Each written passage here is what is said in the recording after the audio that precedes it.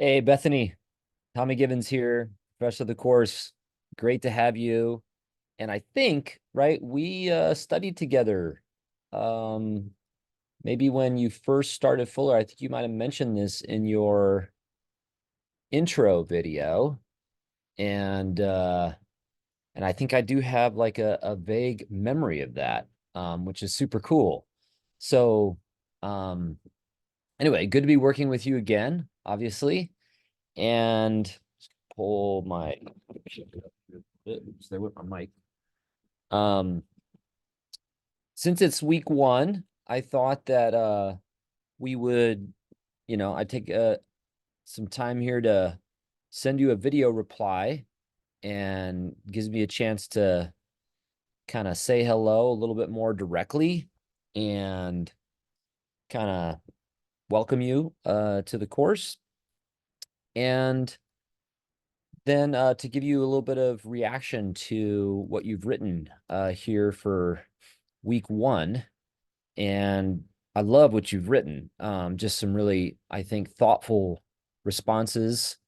And of course, I resonated with you immediately when you said, despite like all my time in the Bible and stuff, this like elemental question of who Israel is proved hard to answer.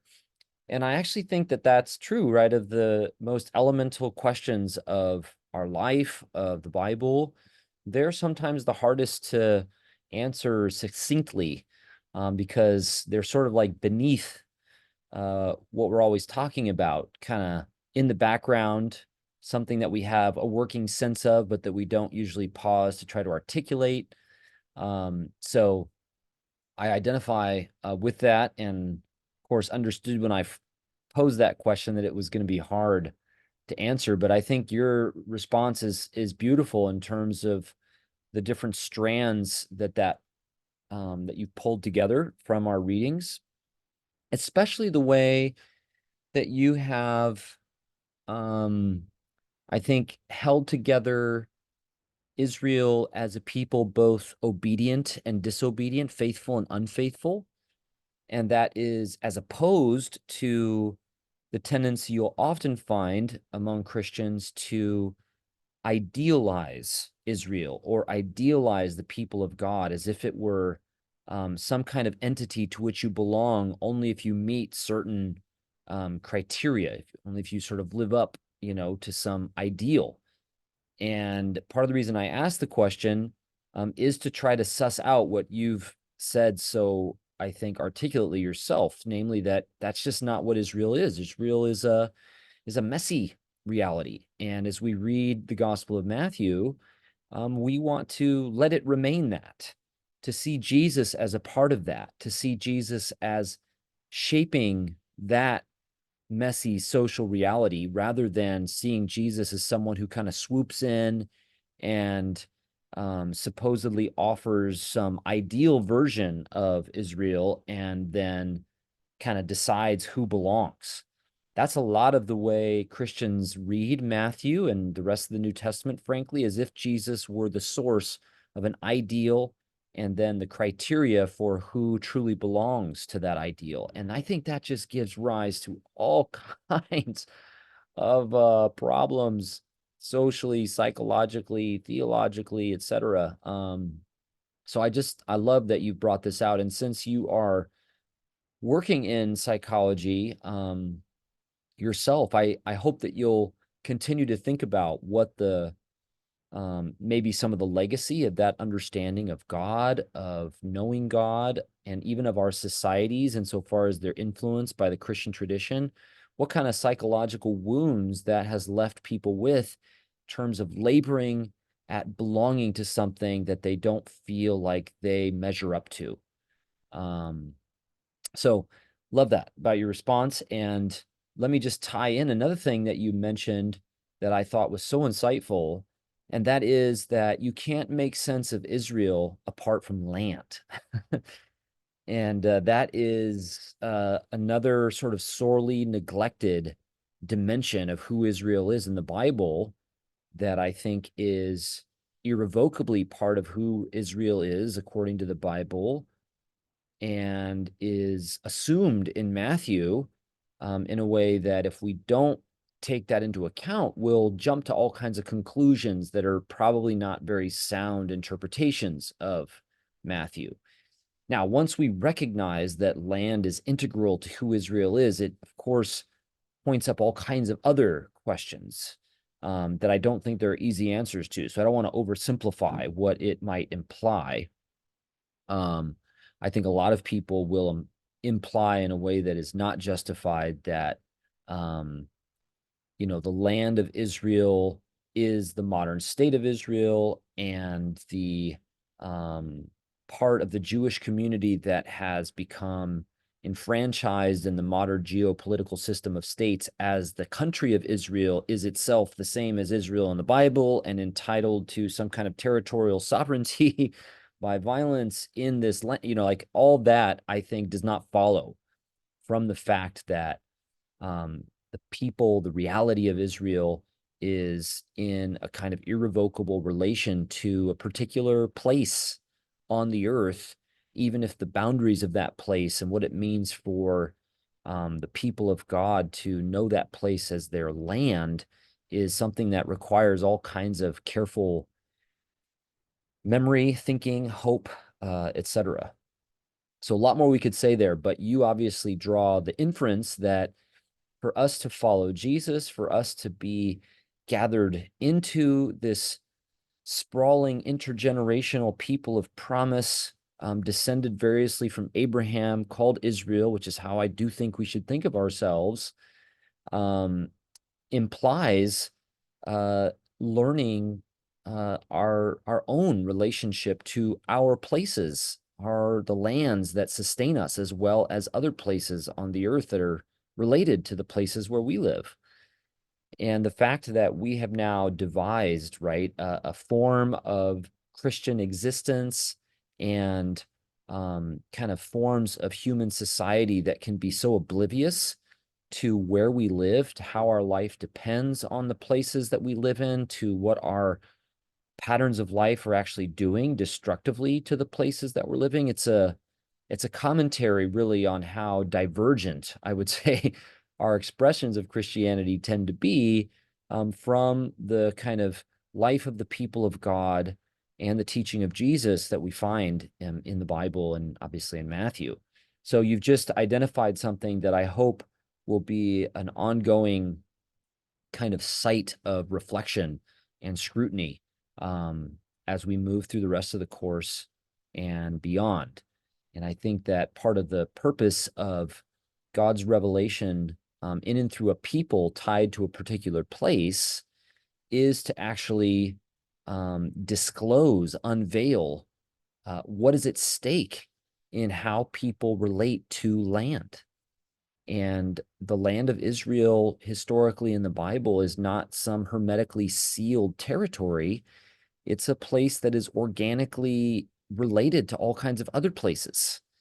And so there's all kinds of ramifications, I guess, for the way God is revealed in one place and how that then spreads to the way we might learn how God is present in other places in relation to that primary place of God's revelation in the Bible.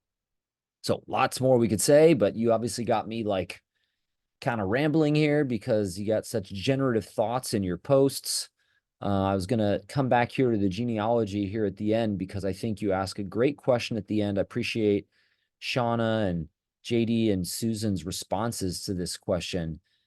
But, your question, I think, basically emerges from this growing sense that we have that the genealogy is evocative, has a kind of intentionality to it that is really profound. And we're left wondering, did Matthew mean to say all of these things? I think the genealogy in some ways is like any other written text, especially maybe like a poetic text, in that the people who write it always write it with certain intentions and certain aims, but never with the ability to anticipate all that that text will come to mean. And writers know that about written words. They know that it will be subject to all kinds of processes of interpretation and reception in different communities that the writer themselves do not control. Um, so there's I think, recognizing there's an intention, but also that kind of inherent to that intention is some ignorance as to how all of this will actually land. But it's written with hope that it will land in certain ways. And I think that's kind of what we're wrestling with. I do think that Matthew's story of Jesus, which is kind of seated in the genealogy, is a subversive one when it comes to human kingdom, for example, when it comes to the nature of power, when it comes to the interpretation of God's written law, all kinds of things like that. It's often read as if it were a kind of apologetics, trying to defend something about Jesus. I'm not very friendly to those interpretations because I think that the gospel story is less about trying to defend something that is already established and more about guiding a process of learning that is ongoing among the readers. So Matthew appears to have been written to and for communities of people that are already disciples of Jesus and learning to follow Jesus together. And the gospel is written as a guide of apostolic teaching as they do that. So it's less about defending something that everybody in the audience already knows and needs to try to prove or something, and more about guiding the continuing steps of the life of the communities that are reading this story as the word of God from the apostles, that is about Jesus as the gospel, the subject of this good news announcement of God's ruler. But as Shauna says, who is a very weird kind of ruler. And that challenges us. It doesn't just challenge certain trends in Jesus's day or something. It still challenges us. I think that's important to emphasize. Often people will imagine that Matthew is written primarily to oppose certain Jewish understandings, maybe Jewish misgivings about Jesus as the Messiah or something like that. I don't think that works very well either. I don't think that Matthew is written sort of against some kind of general Jewish expectation, or that Jesus' life was sort of pointed against some general Jewish expectation. Jewish expectations were themselves very diverse. And I think that as the revelation of God, it is a challenge to everybody's expectations, not just people in Jesus's generation or people of the Jewish tradition. It's important, I think, to observe that by the end of the story of Matthew, Jesus's closest friends, the people who we might have expected to know him the best, his own disciples and friends, they're the ones that desert him, that deny him, betray him. And so it's not as if, there was some kind of whatever clear presentation of Jesus that people were supposed to embrace, and it's really crazy that they didn't get it. When we read the gospel that way, I find it to be kind of patronizing, honestly. We've got to recognize that this gospel is written to be a challenge to us as people who are already confessing Jesus is the Lord and committed to following him as disciples in communities of Christians. It's meant to challenge our expectations of who Jesus is, of how he reveals God to be, as opposed to always confirming something that we think we already know. Okay, that's enough. Thanks again for some super thoughtful responses. Hope these reactions are helpful to you, and just looking forward to more conversation. And if I remember right, kind of bookending your program with another course together. Have a great week too.